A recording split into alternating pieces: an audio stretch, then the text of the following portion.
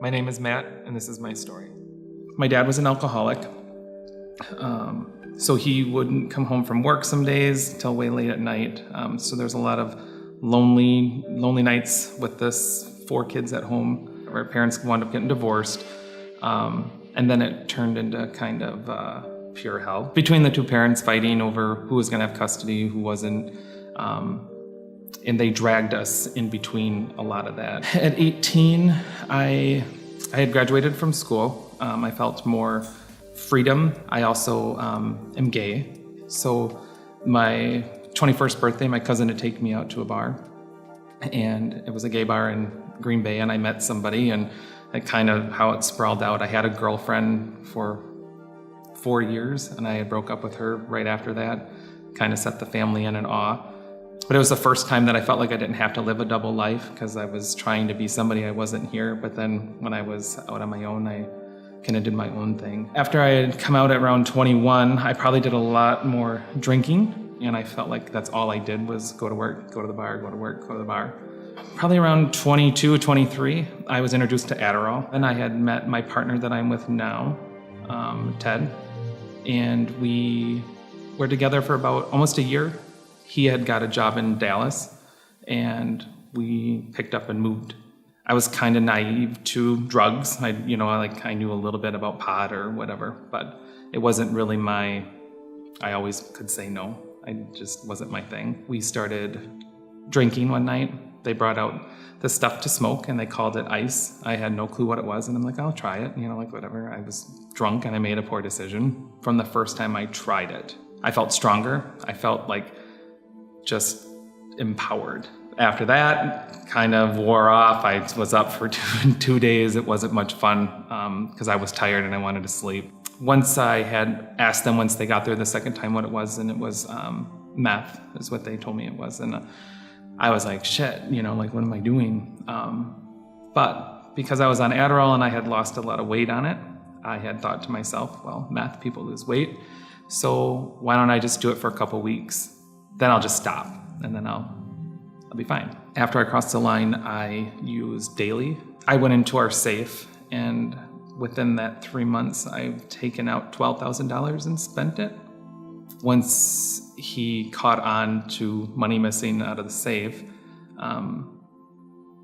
that's probably when everything went downhill for me fast. After a year of using, I had left Ted. I went and got my own apartment. I would be up all night. I wouldn't hear my alarm clock in the morning if I passed out.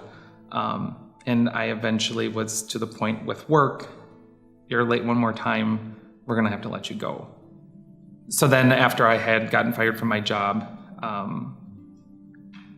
I had to try to make money. So I started selling drugs. But then I was calling Ted all the time, I need help. He got smart, started going to Al-Anon. And I think around this time, and they told him to quit doing for me. The day of my sister's wedding, after everything was all said and done, I told my sister, my mom, and Ted that I'm ready to go to rehab. After my 30 days in treatment, that night, Ted and I got into another fight, and then I left, and I started using right away. I spent probably another year in Dallas. He had taken me to Appleton, dropped me off at a hotel. He paid for one night and was see ya. So I called some friends that I had met at one point that I knew used in the Appleton, Green Bay area. I had finally gotten some stuff. I was gonna go make a sale in Wausau. I went to a car dealership, taken keys to the vehicle, and I left. I told my family that I had purchased it.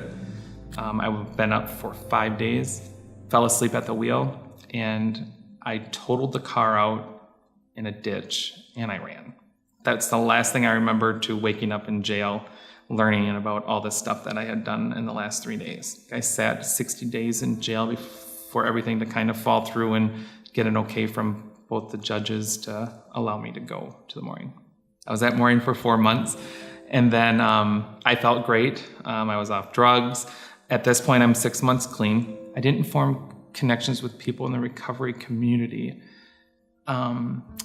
because I felt at that time that I didn't want to be like those people. They weren't normal. Shouldn't have to go to a meeting every week to feel good. I shouldn't have to talk to a sponsor. What am I going to call a sponsor for? What do I need one? I did it because I had to in the morning to live there. But at that point, there was in my head when I left, I was like, okay, I got this. I don't need help. I was going to be the first person to cure myself and stop all this. And my phone rung, and it was probably 11:30, 12 o'clock, and I looked down and it was Facebook, which I never got rid of, never deleted, never started a new one, nothing. Before I even responded, I had my shoes on and I was off to the races. I knew what was going to happen when I got there.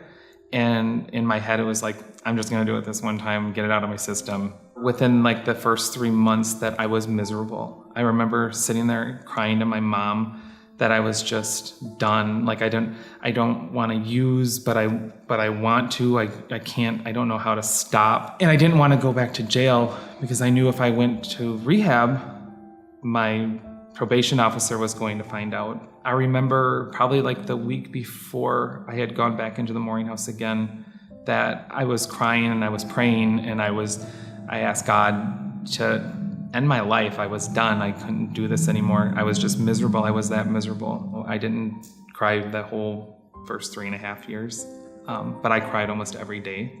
The MEG unit and 7 other police departments had busted my house in Kaukauna a year ago today, actually. I got my prayer answered.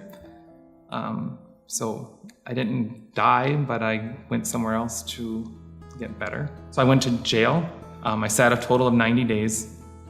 In that 90 days, I read so many books that I don't think I've read that many books in my life. Ted had sent me a lot of books that helped on shame, talked about shame and guilt and how you can come back and just be somebody that you want to be. And I think I went to bed that night and I prayed, and I woke up the next morning and I felt like every worry that I had about everything was kind of gone. The obsession to use was gone. My mind felt free after 60 days in jail. By that time, Mooring House was contacted, and when I got there, I think Christina was there, open arms, and everybody. It was the total opposite feeling of what I was expecting. I actually listened to what everybody had to say before I opened my mouth. There's a lot of advice that I was given that I took, and I didn't do things my way for the first time in my life. So I decided I was going to go to STEP, and I got there, and the first week probably kicked my butt. I didn't make any connections in the past, so just being friends with other addicts was a big change for me. My favorite part of the day at STEP is the huddles in the morning. Stephanie had started this Gratitude Tuesday thing. So every Tuesday, it's kind of mind-blowing how my friends at STEP started where I did and where they're at, and how grateful they are for the recovery. And it makes me grateful for my recovery as well. I'm still at STEP because it has made me the person I am today. Going to meetings makes me feel better during the week. And if it wasn't for STEP, if I didn't work there, I don't know where I would be today. And I think it keeps me sober today. It keeps me connected to the community. It's watching other people grow. And I feel that I was in their spot, giving back what was so freely given to me, I think is my number one goal. So in whatever way I can do that, I will make sure it gets done.